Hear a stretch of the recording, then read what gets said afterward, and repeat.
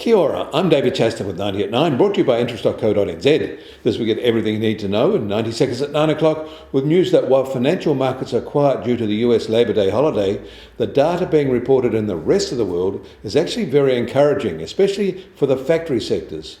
In China, the private Caixin PMI for August showed manufacturing output returned to growth.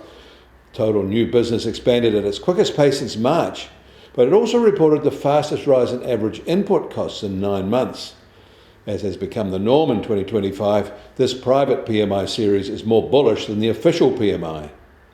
And while we're noting improvement in factory PMIs in China, we should also note that they improved in Japan, Korea, Taiwan, and Indonesia as well.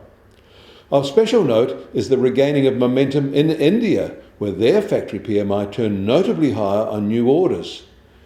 This is now their fastest improvement in operating conditions in 17 and a half years, with production growth accelerating to nearly a 5-year high, supported by strong demand and better alignment of supply with orders.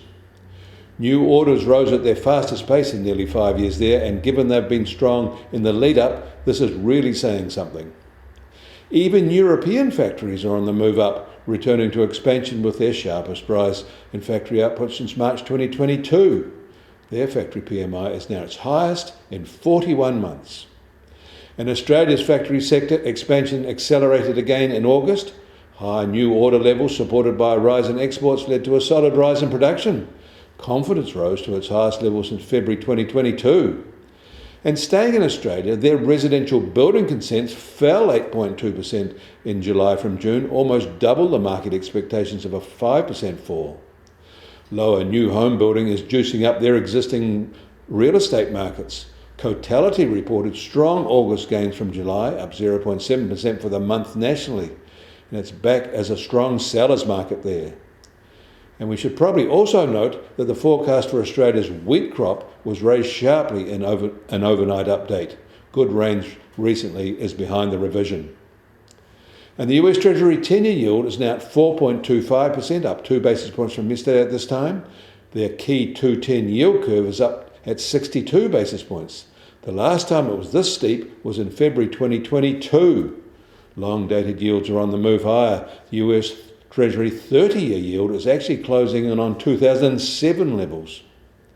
And the price of gold will start today at $3,477 an ounce, up $30 from yesterday and a new record high.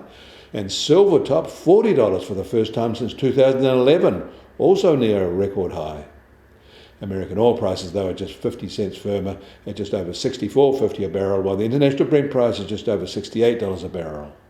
And the Kiwi dollar is now just on 59 US cents, unchanged from yesterday. Against the Aussie, we're down 10 basis points at 90 Australian cents.